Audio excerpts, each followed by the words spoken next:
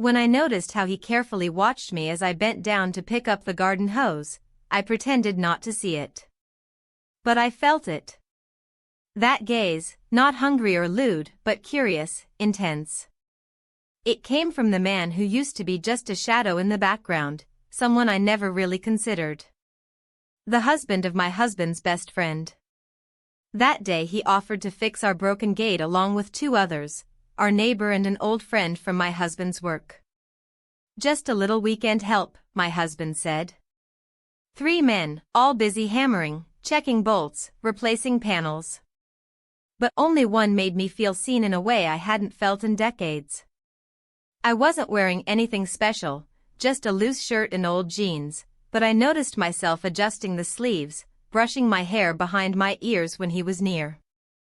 I noticed myself smiling longer than usual. And when he looked at me again, his eyes didn't shift away. They stayed. Not inappropriately, not flirtatiously, but like he was asking something silently, something I wasn't sure I had the courage to answer. It didn't feel wrong. It felt dangerous only because I wanted to feel it again. 3 men came to help that day, but only one left a mark. And I didn't even know it yet, not fully. But I would soon. And everything would begin to unravel from there. But before I tell you the truth, before I share the secret I've been hiding with every careful breath, tell me in the comments where you're watching from, and answer honestly. Have you ever had a moment, so quiet, so ordinary, that it changed your entire life? There's something particularly cruel about living in a house that feels like a waiting room. It's not sad, not tragic, just still. That's what my life had become with him. Still. We didn't argue.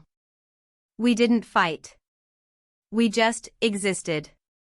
Like a television left on in another room, softly humming a show neither of us was watching. That morning, I got up before him, made coffee, fed the dog, and sat by the window watching the dew slide off the tomato plants in the garden. I wore my robe a little longer than usual. I don't know why. Maybe because I wanted to feel fabric against bare skin instead of expectation.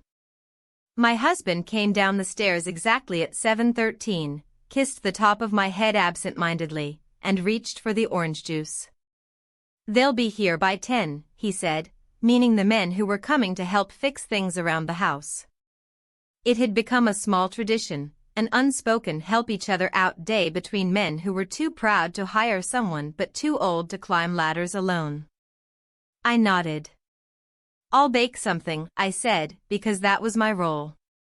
Coffee, snacks, and polite small talk. At 10 sharp, the doorbell rang. I opened it to find 3 men standing there with toolboxes, jokes, and the kind of camaraderie that made me feel like an extra in my own home. There was the neighbor, Mike, always chatty, always slightly too loud. Then there was Robert, my husband's old work friend, with his silver beard and knowing grin. And then there was him. He was quiet, almost reserved, with an energy that didn't push into a room but filled it anyway. I hadn't noticed him much before. But something about the way he stepped into the entryway, looked around, and nodded at me, not just a polite nod, but something slower, like recognition, made me pause. They got to work quickly. The clattering of tools, hammering, laughter from the backyard filled the house. I moved between the kitchen and the hallway, preparing drinks, asking if they needed anything. I caught myself smoothing down my blouse more than once. In the kitchen, he stood by the window examining the broken blinds. "I can replace these too," he said. I turned. He wasn't looking at the blinds. He was watching me stir the batter. I smiled. "Only if you want more work." He shrugged. "Some things are worth the trouble."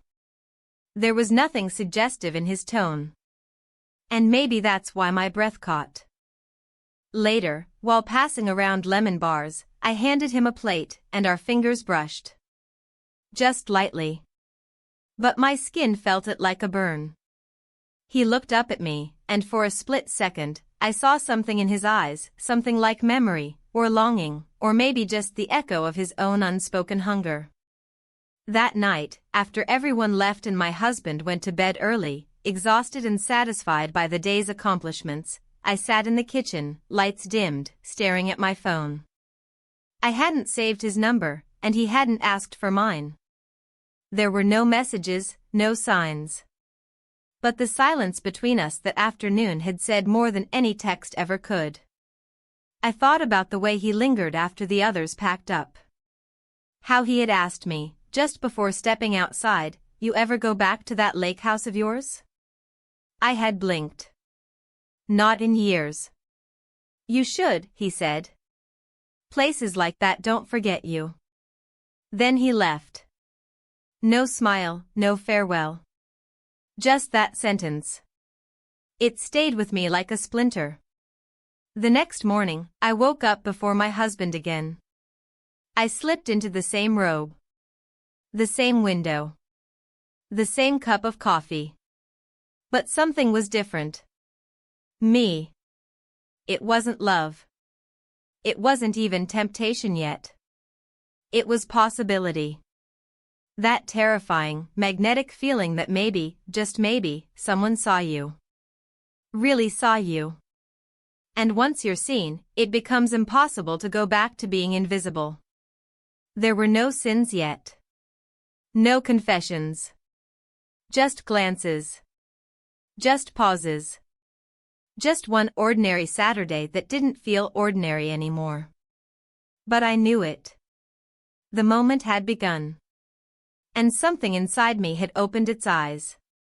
The next day was humid, the kind of air that clung to your skin before the sun even had a chance to warm the pavement. I found myself awake earlier than usual, lingering near the kitchen window again. The tomato plants outside looked tired already, sagging under the weight of small green fruit. My coffee sat untouched on the counter. I kept glancing at the clock. 8:30. 9. 9:15. It was absurd, really. I told myself I wasn't waiting for anything. Not for him. Not for another moment like yesterday. I was simply being attentive, in case someone needed anything. I even put on makeup, just a little mascara, a hint of blush, nothing obvious. The robe stayed off today. I chose a clean white blouse, one I hadn't worn in years because it always felt too fitted, too feminine. Today, I didn't mind. At 9:47, the doorbell rang. My heart fluttered, then immediately sank as I realized it was the neighbor. Mike. He needed help lifting a box into his truck. I offered a smile, helped him, and returned to the quiet of the house, feeling slightly foolish. Of course he wasn't coming. Why would he? Nothing had happened. Not really. But something had. Around 10:30, I was wiping down the kitchen counter when I heard a soft knock on the back door. It startled me. No one used that door. I turned, and there he was, framed by the screen, holding a small paper bag. I brought screws, he said, lifting the bag. Forgot to tighten that bottom panel on the gate. I nodded, stepping back to let him in. I told myself to breathe evenly. My hands were still damp from the cloth, so I dried them quickly on a towel, willing them not to shake. He walked through the kitchen slowly, like he was remembering something. He set the bag down on the counter and looked at me, not directly, not too long, but long enough that I felt it. Coffee? I asked, my voice low, steady. He nodded once. If you have time. I made 2 cups without a word. The silence wasn't uncomfortable, but it wasn't casual either. Every movement felt exaggerated, each spoon tap, every pour of cream. I could feel my heartbeat in my throat. We took our mugs to the back porch, sitting on opposite ends of the old wicker bench. The backyard stretched quiet before us, trees swaying gently. Birds hopped in the grass. I tried to act normal, to sip calmly, but my mind was racing. He spoke first, staring out at the trees. You like it quiet, don't you? I nodded. I used to hate it. Now I find it hard to live without. He smiled faintly. I get that. There was a pause. A long one. Then he said something that made my breath catch, though I didn't show it. You were the only one who didn't fade into the background yesterday. I turned my head to look at him, unsure how to respond. His face remained still, expression unreadable. I realized he hadn't meant it as flattery. It was just an observation. You mean I talked too much? I joked weakly. He didn't smile. I mean, I noticed. There was something about the way he said it, soft, matter of fact, unafraid. It didn't carry the weight of pursuit, or even desire. It simply acknowledged what had passed between us, silently, the day before. The moment. The glance. I looked away quickly, pretending to adjust my sleeve. My skin tingled along my forearms. I felt a flush rise in my chest. I should check on that panel, he said after a moment, setting down his cup. I nodded. Of course. He stood, walked down the steps, and disappeared around the corner of the house. I sat frozen, unsure whether I was relieved or disappointed. Then, without planning to, I stood and followed. Not right away, just enough time to seem casual. I found him crouched near the gate, tightening a screw with slow precision. I leaned against the fence post, watching the back of his shoulders move under the fabric of his shirt. He turned slightly, glanced up at me, and for a long second, we just held each other's gaze. The moment wasn't loud. There were no words. But there was tension, thick and undeniable. The kind that made it hard to stand still. I stepped closer. He straightened slowly, his face just inches from mine now, and the world blurred around us. We kissed. It was neither urgent nor tentative. It just happened. As if it had been waiting to happen. His hands stayed at his sides, mine stayed at mine. But the connection was real, startling, honest. And when we pulled away, we didn't speak. He nodded once, stepped back, and returned to his work. I stood there for a few moments, trying to catch my breath. The air felt different, charged, somehow. I walked back inside and closed the door gently behind me. My legs felt weak, my hands unsteady. The rest of the afternoon passed in a daze. I didn't tell anyone. I didn't write anything down. But my body remembered. The way my lips still tingled. The way his eyes lingered even when he wasn't looking. That night, I sat across from my husband at dinner. He was talking about something at work, a new policy that irritated him. I nodded at the right places, smiled occasionally, but I didn't hear a word he said. All I could think about was that moment. The kiss. The silence afterward. The way it felt like the earth had shifted just slightly under my feet, enough to make everything familiar seem different now. In bed, he reached for me, out of routine more than passion. I let him, but the spark wasn't there. Not for me. I closed my eyes and thought of something else, anything else, to drown out the ache of guilt. This wasn't an affair. Not yet. It was just a kiss. But my body knew something had changed. My mind knew, too. And in the quiet darkness of our room, I felt the distance between my husband and me stretch farther than ever before, not because of him, not even because of the kiss, but because for the first time in years, someone had reminded me what it felt like to be alive. The morning after felt like walking through fog, everything familiar, yet slightly askew. I moved through my usual motions, pouring coffee, feeding the dog, opening windows to let the heat escape before it built up. But nothing felt automatic anymore.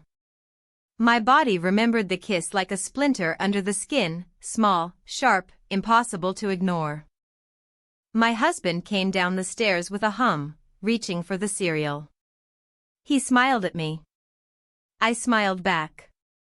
It was the same rhythm we had shared for years, the same exchange of polite gestures and unspoken distance. But now, that space between us felt heavier, more fragile. I watched the way he moved, the easy comfort of his routine, and felt guilt twist low in my chest. He hadn't done anything wrong. Not really. And yet, I had begun to drift. That evening, we were invited to a casual gathering at my friend's house. She'd planned a simple dinner outside, just a few close families, some wine, light food, and conversation under the string lights they'd strung across their backyard. I didn't want to go. My body buzzed with the anticipation that he might be there. And even more with the fear that he wouldn't.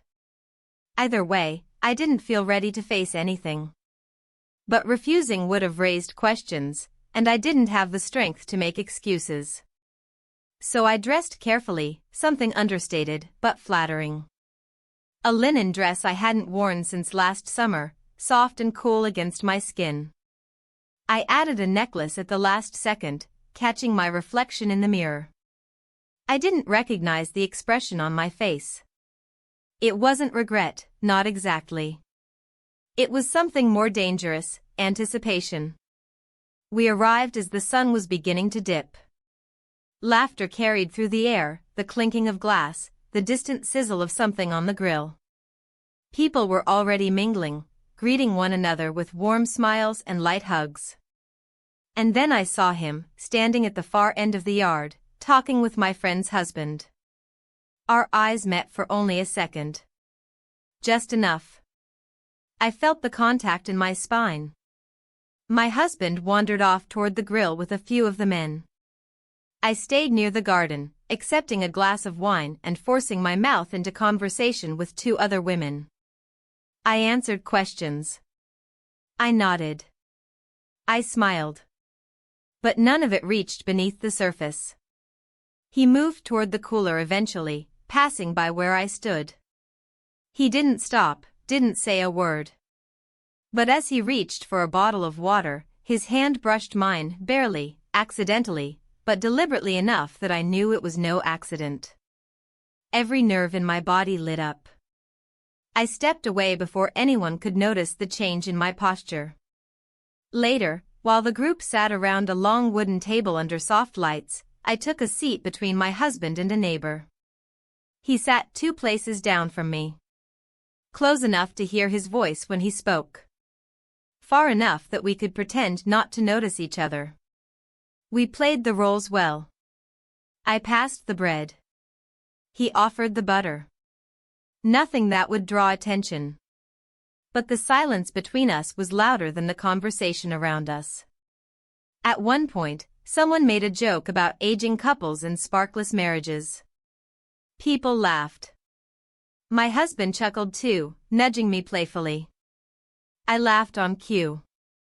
But I felt hollow inside. A different kind of silence bloomed between us, not the safe one we'd lived in for years, but one filled with the sharp awareness of how far we'd truly drifted. After dinner, the group dispersed across the yard. Some gravitated toward the fire pit, others to the porch.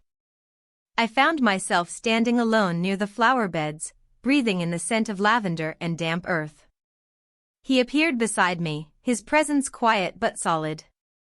I didn't turn to look. "You're quiet tonight," he said, his voice low. "I have to be," I replied. "I know." We stood there for a while, not speaking. The world moved around us, clinks of glasses, laughter, music from someone's speaker. But for that moment, it felt like time had stopped for just us. No one else noticed. No one else could have guessed. "Do you regret it?" he asked, barely audible. "No," I said, more quickly than I expected. He didn't respond. And then he stepped back, vanishing into the hum of the evening. I stayed where I was, hands clenched, chest tight. My heart beat so loud I could hear it in my ears.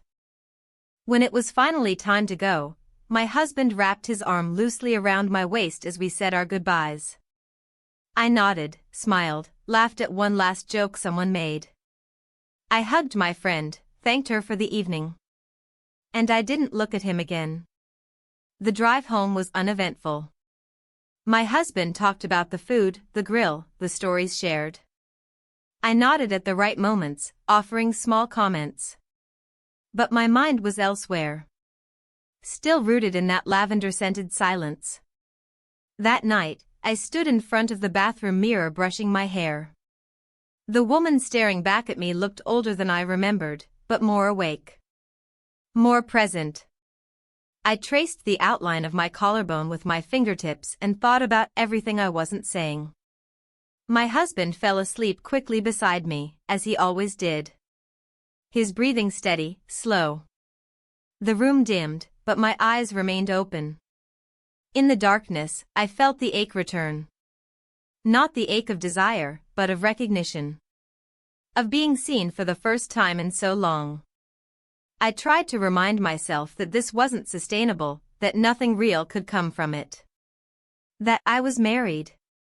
That I had responsibilities, history, routine. But all I could feel was how light my skin had felt under his gaze. How deeply my soul responded to even his silence.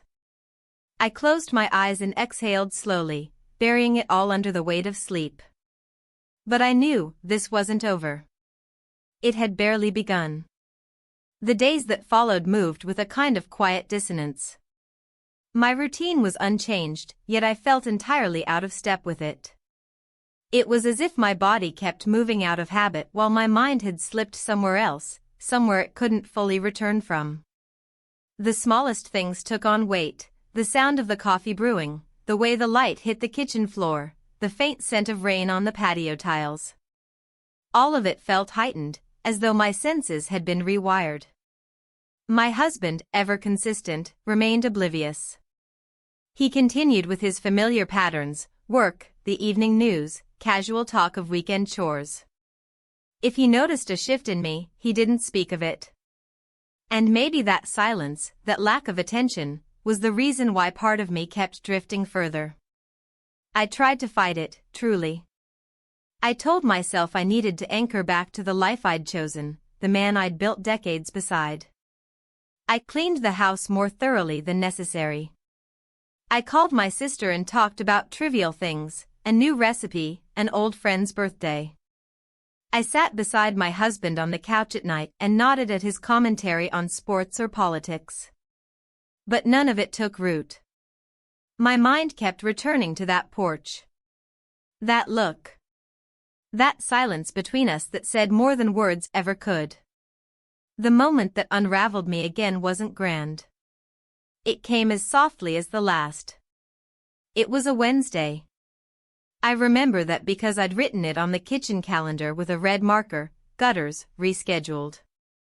He had offered to come back and help finish what they hadn't gotten to the first time, just a small task.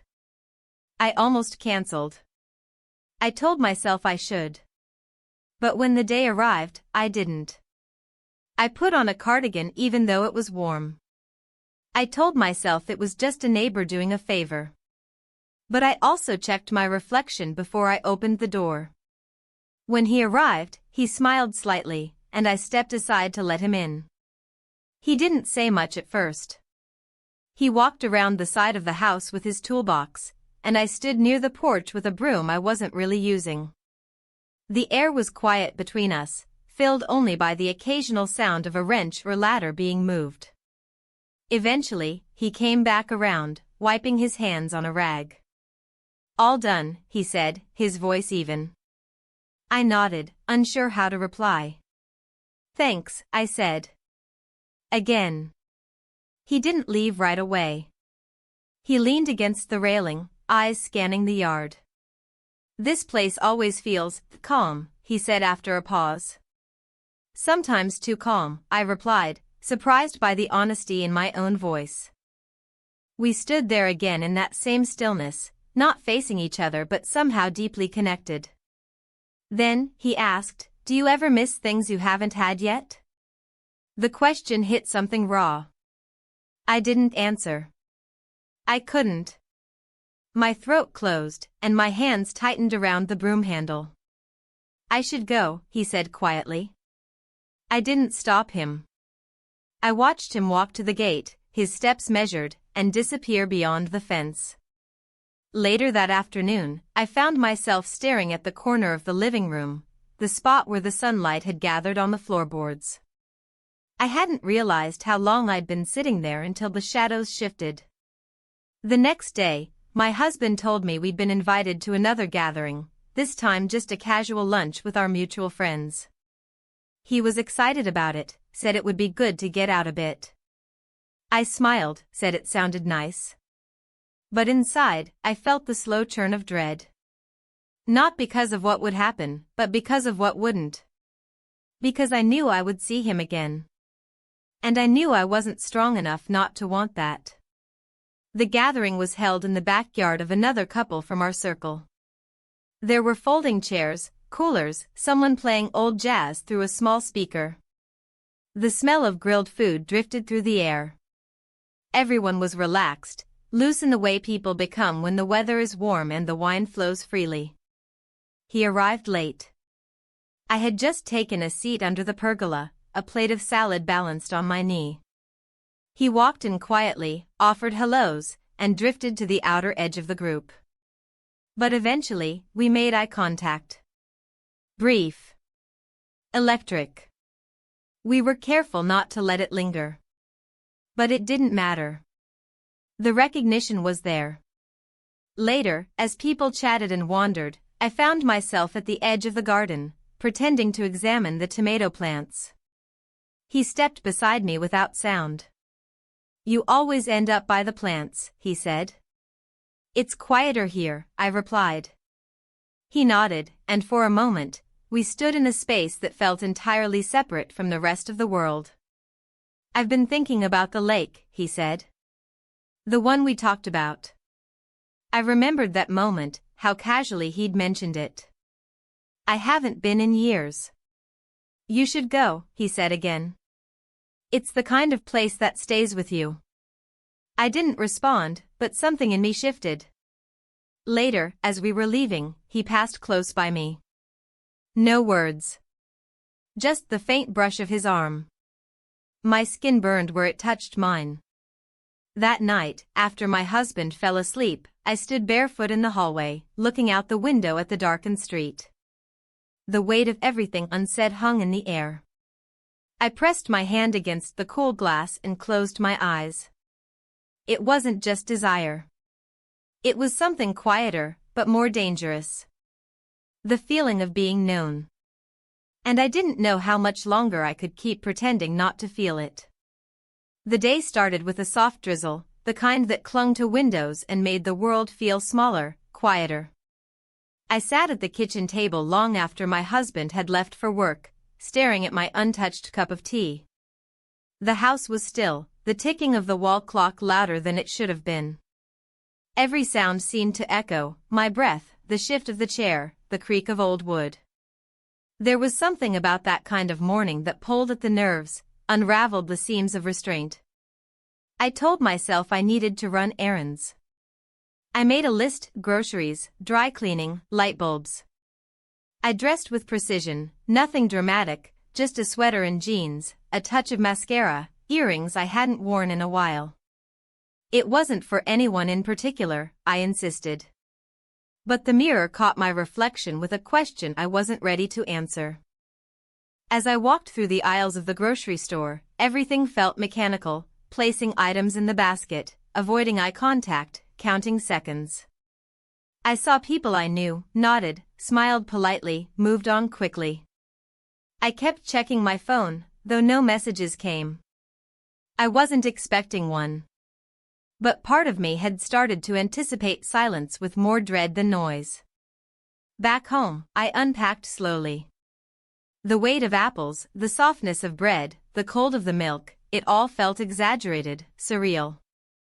I turned on the radio for company, some distant voice narrating a story I couldn't follow. Then, just after noon, the message came. It was brief. I'll be nearby around 3. If you're free. I stared at it for a long time. No name. No pressure. Just a possibility. I didn't reply. I didn't need to. He would come. And so I waited, not anxiously, not with excitement, but with a kind of quiet resolve, as though I'd already accepted whatever was coming. At 2:45, I found myself in the garden, pretending to check the soil near the roses. The air had cleared, the rain had stopped. The earth smelled alive. I wore gloves, not for protection but as a way to keep my hands occupied. Still, I wasn't really working. I was listening. The sound of footsteps on the gravel startled me, even though I'd been waiting for them. I stood slowly, turned, and there he was, just like always, quietly present, no announcement, no pretense. "You're gardening," he said, his tone neutral. "Trying," I replied. He walked closer, not too close, just enough to be within my breath. "I didn't know if you'd be here," he said. I wasn't sure either. We stood there, two people surrounded by green and silence, the air between us stretched taut. He looked past me, toward the side of the house. "Want to walk?" I nodded before I had time to think. We didn't go far. Just down the side path and through the back gate, which led to a narrow trail beyond the neighborhood. It wasn't a place we'd ever been together before, but it felt oddly familiar. Trees arched above, filtering light in dappled patterns across the dirt. Our steps were slow, unhurried. We walked in silence for a long time. Then he spoke. "You seemed somewhere else the other night." I hesitated. I was. He glanced at me but didn't push. There was a bench where the trail widened. He sat first, and I followed. We didn't touch. Our shoulders didn't even brush. But I felt the pull of his presence like a magnetic field. He looked down at his hands. Sometimes I think we're both waiting for someone else to make the first mistake. I didn't answer. Because I wasn't sure it had been a mistake at all. He turned to face me fully. "You're not someone I meant to find in this way." That sentence sat heavy between us. "I don't think I was looking to be found," I said. He nodded. "But you were." I didn't deny it. Because some part of me had been, long before he arrived. Long before any of this started. The bench felt colder than it should have. I crossed my arms, more out of habit than chill. He looked at me with that same unreadable calm. "If this goes any further, we both know it won't be undone." My breath caught slightly. He hadn't said anything improper. But the truth behind his words scraped against my skin. "I know," I said. He didn't move closer. He didn't touch me. And that restraint, more than anything, was what unbalanced me. "Then say stop," he said. "And I will." I looked at him, really looked. Not at his features or his hands, but at the quiet integrity behind his eyes. He meant it. He would stop. But I didn't say it. Instead, I whispered, "We kissed." And then we did. It wasn't rushed or dramatic. It wasn't stolen. It was quiet, careful, deep with understanding. We kissed. There were no apologies afterward, no explanations. Just a moment that both of us had been circling for longer than we'd admit. He stood slowly. "I should go." I nodded. Neither of us said goodbye. It wasn't that kind of moment. As he walked back down the trail, I stayed seated, staring at the trees above. The light had shifted. A breeze moved through the branches, rustling leaves with a sound that felt almost like a sigh. When I finally rose and returned home, the house greeted me with its usual silence. The clock ticked steadily in the kitchen. My groceries remained unpacked on the counter. The tea from this morning still sat cold in its cup. I moved through the room slowly, touching surfaces, grounding myself in the ordinary. But nothing felt ordinary anymore. There was something surreal about how quickly life attempted to return to normal after that kiss. The next morning, I awoke to the sound of my husband's coffee cup clinking against the countertop, the rustle of the newspaper folding open, the predictable clearing of his throat as he read the headlines. It should have grounded me. Instead, it made the floor beneath me feel thinner, almost transparent. I watched him from the doorway, unseen for a moment. He wore the same gray sweater he always did on Thursdays. His expression was neutral, calm, focused. I wondered what he would do if he knew. Not just about the kiss, but about how I had felt afterward, how I still felt. When he noticed me, he smiled, warm and unassuming. "Did you sleep okay?" I nodded, answering with a lie I had perfected long ago. The truth was, I hadn't slept well at all.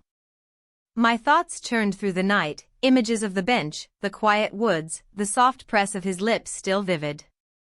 But it wasn't the physical memory that kept me awake.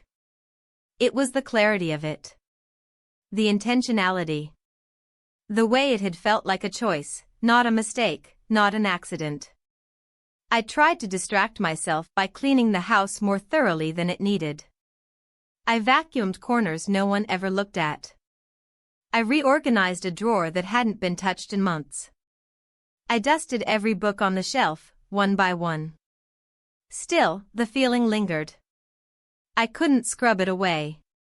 Later that afternoon, my husband came into the living room holding a small flyer. "I forgot to mention," he said. "Tom and Linda invited us up to the lake this weekend. Remember their old cabin? They're having a get-together. Just a few people. You feel like going?" The words hit me like a jolt. The lake.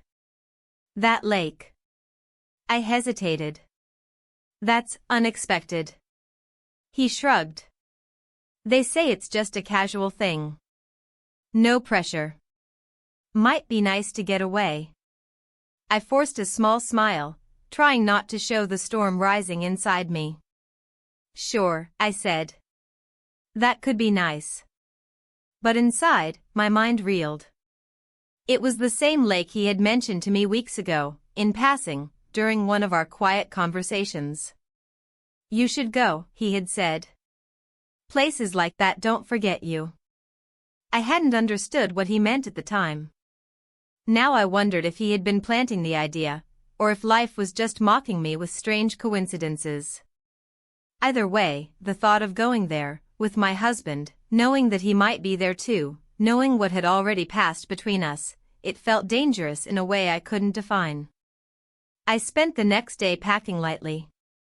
My husband was in good spirits, chatting about the drive, the food, the people we might see. I answered him with soft agreement, distracted but careful not to show it. I didn't know who else would be there. I didn't know if he would. But I prepared as if he would. The drive up was quiet. Trees lined the highway, their leaves heavy with early summer weight. The lake wasn't far, just a few hours. Still, the road seemed to stretch endlessly. I kept my eyes on the window, watching the scenery blur, my reflection caught faintly in the glass. When we arrived, the cabin looked almost exactly as I remembered it. Weathered wood, soft pine needles carpeting the ground, the faint scent of firewood lingering in the air. Linda greeted us at the porch, arms open, smile wide. "Welcome back," she said. "You two haven't changed a bit." We hadn't. But something inside me had. Inside, the cabin was filled with the familiar warmth of old friends. Laughter bounced off the walls. Music played softly from a corner speaker. People drifted from room to room, catching up, sipping wine, sharing stories. It should have been comforting. Instead, I felt like a ghost among the living. I scanned the space discreetly, He wasn't there. Or at least, not yet. We settled into a small room on the second floor. The bedspread was patterned in faded blues and greens. There was a window overlooking the lake. I stood there for a while, looking out over the water. It was calm, mirror-like, reflecting the pale sky. My husband came up behind me, resting a hand gently on my shoulder. Brings back memories, doesn't it? I nodded. It does. That night, after dinner, the group moved outside to the fire pit. Chairs circled the flames, drinks in hand, stories growing louder. I stayed on the edges, smiling when appropriate, laughing when expected. My husband was in his element, relaxed and animated. I envied that simplicity, that comfort in belonging. Then I saw him. He appeared quietly, as always, stepping from the shadows near the path that led from the guest cabins. He wasn't carrying anything. Just his presence. My breath caught, though I didn't move. He made his way toward the group slowly, exchanging greetings, nods, quiet handshakes. Our eyes met only once, briefly, and then not again. Later, while most of the others were inside refilling their glasses or preparing desserts, I found myself near the edge of the lake, walking slowly along the worn path that hugged the shoreline. The air was cool, scented with moss and pine. My shoes crunched lightly over the dirt and leaves. He appeared beside me a few moments later. No announcement. Just there. I didn't know you'd come, he said. I didn't either, I replied. We walked in silence, footsteps aligned, not touching. You look different, he said, not unkindly. So do you. The lake shimmered beside us, dark and deep. I thought about the last time we talked, he said. About the place that stays with you. I've been thinking about it too. We stopped walking. The quiet around us was complete. I won't ask you for anything, he said. I just wanted to see you here. I nodded.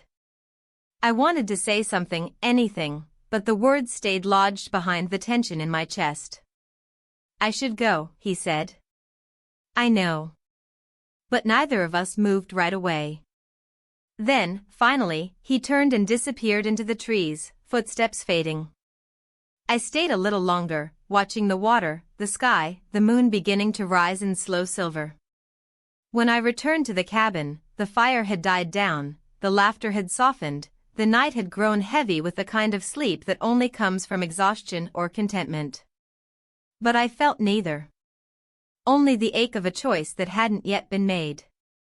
A line that hadn't yet been crossed. And the knowledge that I was getting closer.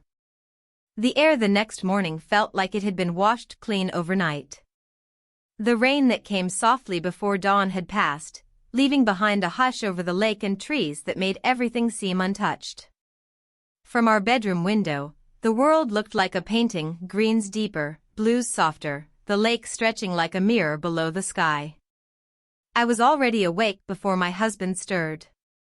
I lay still beside him, my eyes fixed on the ceiling, my thoughts circling like birds above water. The quiet around me had weight. Not the peaceful kind, but the kind that pressed against my skin, reminding me that something was unfinished. He rolled over, murmured something about coffee and breakfast, then padded downstairs, his steps slow and familiar. I got up a few minutes later and moved through the morning with a practiced calm, washed my face, pulled a sweater over my shoulders, tied my hair back loosely. I looked like myself.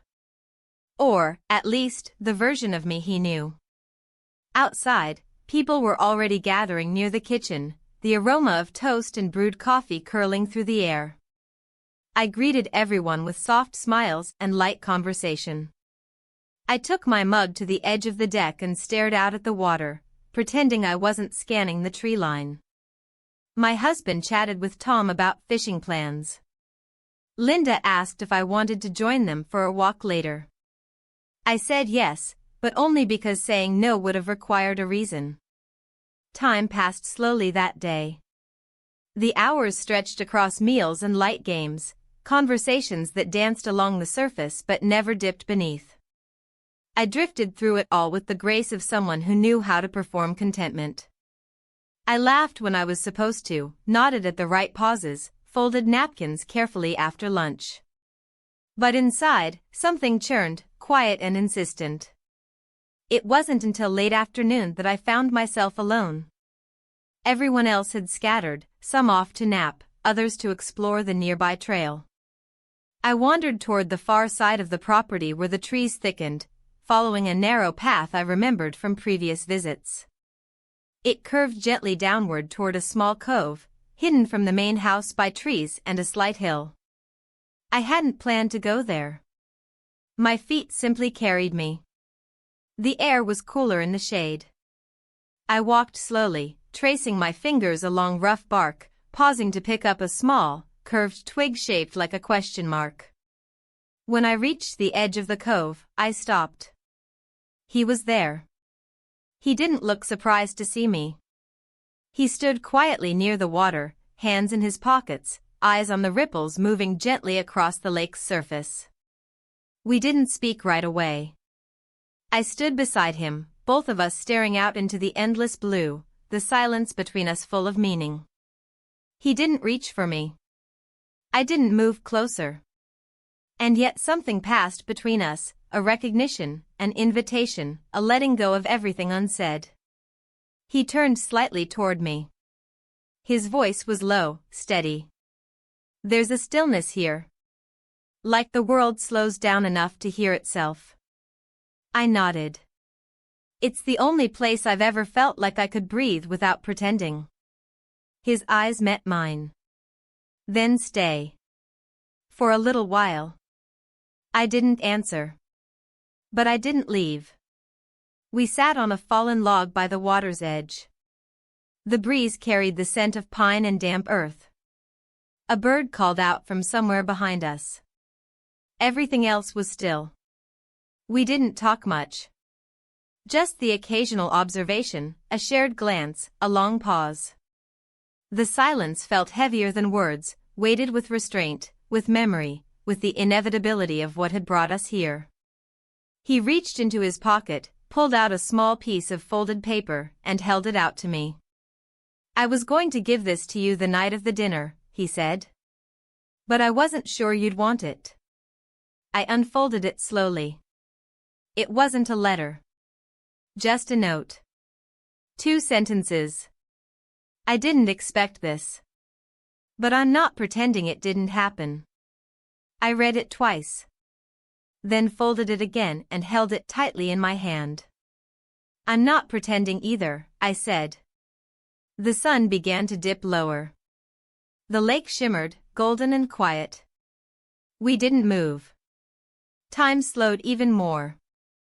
I lost track of how long we sat there. When the breeze picked up, he turned toward me again. He didn't speak. He didn't ask. And I didn't hesitate. We walked back through the trees together. No one saw us. No one asked questions. Later that night, the house was filled with noise again, board games, glasses clinking, the hum of conversation. I sat with the others, laughed at the appropriate times, joined in a game I didn't care about. My husband looked over at me once and smiled. I smiled back. But my body was elsewhere. My heart had already made a choice it couldn't explain. And when the evening began to fade and the house grew quiet again, I stepped away. I left my shoes by the back door and walked barefoot to the cove. He was already there. We didn't speak. We spent the night together. The world outside faded. Only the water remained, and the trees, and the soft sounds of the earth breathing in the dark. And when morning came, I didn't feel regret. Only the weight of something irreversible. The morning light filtered through the trees like soft-spoken confessions, hesitant and gentle. I opened my eyes slowly, not to the sound of an alarm or the rustle of my husband's movements, but to the stillness of the lake and the distant rustling of leaves. The world felt quieter than usual, as though holding its breath along with me. For a few seconds, I didn't move. I lay there on the cool earth, watching branches sway above my head, feeling the weight of the previous night settle into my bones. I didn't rush to make sense of it. There was no space for logic, only the quiet hum of something that felt both raw and inevitable. Eventually, I sat up. The ground beneath me was damp with early dew, my skin still tingling with the chill of morning. I brushed soil from my palms and stood slowly, stretching stiff limbs. The trees around the cove were just beginning to catch the sunlight, their leaves glowing with a kind of reluctant gold. He was gone. I wasn't surprised. I hadn't expected him to stay. What had passed between us didn't need witnesses, not even each other come morning. It had been quiet, deliberate, unspoken. And now it lived in a space outside language. I made my way back to the cabin, every step measured and slow. I entered through the side door, careful not to wake anyone, slipping inside like a ghost returning to a house it had once called home. Upstairs, my husband still slept. The soft rise and fall of his chest, the familiar curl of his body under the blanket, it all greeted me like routine. I moved silently through the room, changed my clothes, washed my hands and face, brushed my hair. My reflection stared back at me from the mirror, and I searched it for signs of what had changed. There was no visible shift. No smudged lines, no wild glint in the eyes. And yet, everything had changed. Downstairs, the kitchen was already coming alive. Linda was making pancakes, the scent of butter and warm syrup beginning to fill the house. I joined her, stepping into the morning as though it were any other day. "You disappeared early," she said lightly, flipping a pancake. "Went for a walk," I replied, pouring coffee. "I couldn't sleep." She nodded. "I get that. It's peaceful out there." Others began to trickle in, voices soft, yawns hidden behind mugs. My husband came down wearing the sweater he always traveled with, greeting everyone with his usual sleepy warmth. He wrapped an arm around my waist and kissed the top of my head, murmuring something about the perfect smell of breakfast. I smiled and served him coffee. The day unfolded slowly. A few of us took a boat out to the center of the lake, the water still and glassy beneath us. The sun rose higher, the heat settling gently on our shoulders. I said little, watching birds cut silent lines across the sky, my thoughts drifting like the current beneath the boat. Back on land, the afternoon slipped into a lazy rhythm. Some napped in hammocks, others sat in shaded corners playing cards. I offered to take a book out to the dock and left before anyone could ask if I wanted company. I didn't read. Instead, I sat with the book unopened in my lap, toes grazing the water, the scent of pine filling the air. The silence wrapped around me again, not empty this time, but full of tension, of memory, of questions I hadn't yet let myself ask. What had I done? The answer came easily, exactly what I wanted.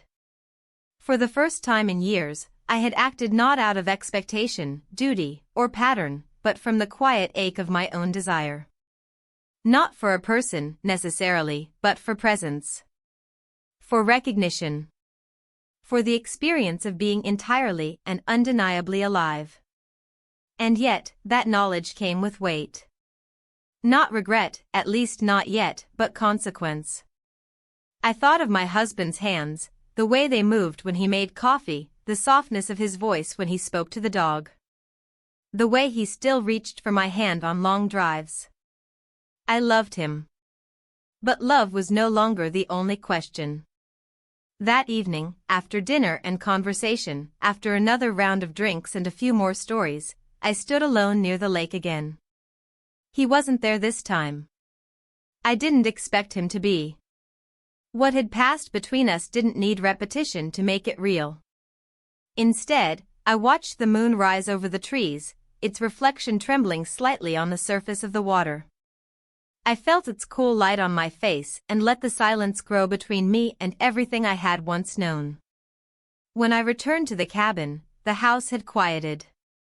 My husband was already in bed, reading a magazine, glasses perched on the end of his nose. He looked up and smiled. "You've been gone a lot this trip," he said. "It's peaceful here," I replied, slipping off my sweater. He nodded. "We should come more often." I climbed into bed beside him. He reached for my hand and squeezed it gently, then turned back to his reading.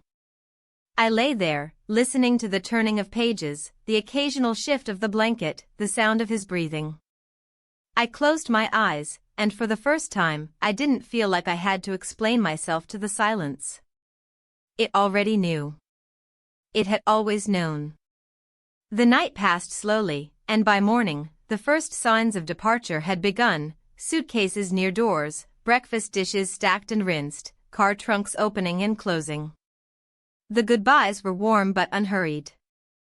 Promises to do it again soon. Hugs and handshakes.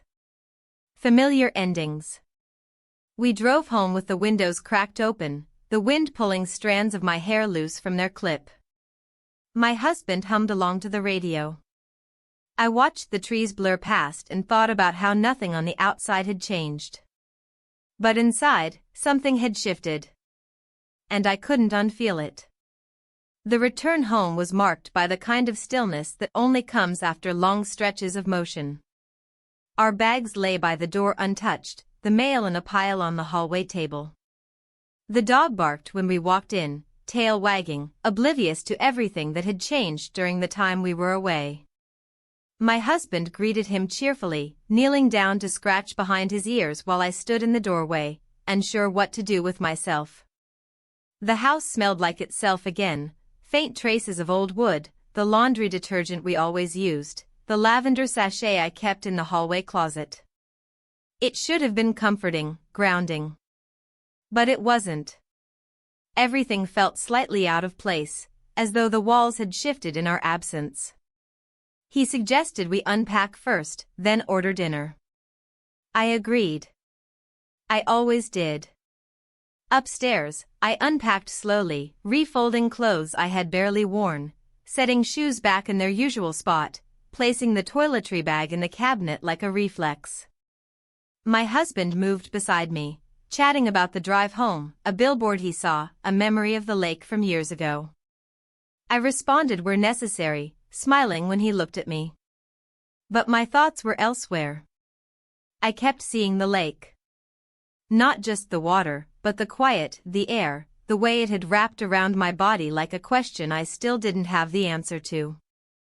That evening, we ate on the couch, a quiet movie playing in the background. I barely tasted the food. My body was present, but my mind hovered just out of reach. Every now and then, my husband reached for my hand or commented on the movie, and I replied without hesitation. I knew this version of life well. I had practiced it for years. Later, as we were cleaning up, he paused and looked at me for a moment longer than usual. "You seem far away," he said gently. I blinked. "Just tired." He nodded. It was a long trip. We didn't speak much more that night. When I finally lay in bed, the ceiling above me felt lower, the air heavier. I turned onto my side, my back to him, and listened to the familiar rhythm of his breathing as he fell asleep. My mind raced quietly beneath the surface. I didn't feel guilt the way I thought I would. I felt something more complicated. Not pride, not shame, not even clarity. Just a new kind of awareness, the way your eyes adjust to light after being in the dark too long. The days that followed tried to reclaim normalcy. I washed laundry, organized the pantry, responded to emails I had ignored during the trip. My husband returned to his routines, morning news, grocery lists, his occasional frustration with traffic or the price of gas. He didn't question my silences. Not directly. But I began to notice the smallest shifts. He studied me a little longer when I moved through the room. He asked if I was feeling well more than once. He touched my shoulder when passing behind me, not affectionately, but as if to make sure I was solid, still there. And I was. Physically, at least. A few days after our return, he came home with a bouquet of daisies. Not roses, not anything extravagant. Just a handful of white and yellow flowers wrapped in paper. He handed them to me without ceremony. Saw them on the way out of the store, he said. Thought you'd like them. I took them with a quiet thank you, placing them in a glass jar near the kitchen window. They looked lovely in the light, almost too lovely for the room they were in. That night, as we got ready for bed, I caught his reflection watching me in the mirror. You really do seem different, he said suddenly, not accusing, just observing. I met his eyes. Do I? He nodded. Not in a bad way. Just different. I didn't know how to respond, so I didn't. I turned off the bathroom light and climbed into bed. We didn't speak again before sleep. The next morning, a package arrived, something I had ordered weeks ago and forgotten about. A new blanket for the couch, soft blue, woven cotton. I unfolded it carefully, smoothing it over the cushions. The small change made the room feel strange. I stood for a long time looking at it. That afternoon, while sorting laundry, I found one of my husband's old shirts tucked behind the basket. I held it for a moment, remembering a time when his scent had felt like safety. Now it barely registered. The phone rang later. A familiar number, a friend from our circle. She asked if we wanted to join a group for dinner on Saturday. I hesitated. She sensed it. He might be there, she said, lightly, carefully. I pretended not to know who she meant. Oh. She laughed softly. You know. He always shows up when Linda's around. I didn't answer right away. We'll see. After I hung up, I stared at the phone for a long time. My husband came in then, asking if I wanted to go for a walk. It was cool out, the kind of early evening that promised a gentle breeze and the scent of damp pavement. I said yes. We walked side by side, not touching, not speaking for the first few minutes. The neighborhood was quiet, the air still. A dog barked somewhere in the distance. The sky turned from blue to gray, the clouds streaking overhead like soft ink. Eventually, he said, I miss how easy things used to be. I looked at him. Easy doesn't always mean better. He nodded slowly. No, I guess it doesn't. We walked a little farther. I don't want to lose you, he said suddenly. You haven't, I said, meaning it, but unsure what it even meant anymore. When we got home, he went upstairs first. I stood in the kitchen, staring out the window at the backyard, the fading light casting long shadows across the lawn. I didn't cry. Instead, I stood still, letting the weight of all that was unspoken settle over me like dusk. I knew I had choices to make. Not tomorrow, not in some dramatic confrontation, but soon. Quietly. With care. The lake was behind me now. But the woman who had stood beside it was still with me. And she was waiting. The morning began like any other, quiet, slow, unassuming. Sunlight filtered through the kitchen blinds in thin golden ribbons. I moved through the routine without effort, filled the kettle, poured the coffee, fed the dog. My husband sat at the table reading the paper, his glasses low on his nose. He glanced up briefly, offered a soft good morning, and returned to the headlines. Outside, the world had taken on the stillness that often comes with late summer. The trees were full, heavy with leaves, their green already touched with the faintest hint of yellow. A subtle warning that change was coming, even if we weren't ready for it. I sat with my cup and stared at the rim, tracing its shape with my thumb. I wasn't tired, not exactly. I was full of silence, of thoughts, of memories I didn't know how to carry anymore. My husband flipped a page. The paper crackled. Later that day, I opened the drawer where we kept old letters, cards, small forgotten objects. I wasn't sure why. Maybe I was looking for a version of us that had once been simple, before this quiet chasm had opened between us. I found a birthday card he had written me years ago, the handwriting firm and neat, the message brief but genuine. I read it twice, trying to find a piece of that voice in the man who still sat across from me each day. In the afternoon, he suggested we clean out the garage together. I agreed, because it gave me something to do with my hands. We spent hours moving boxes, sweeping corners, throwing out useless things we had once thought we needed. Dust clung to my clothes.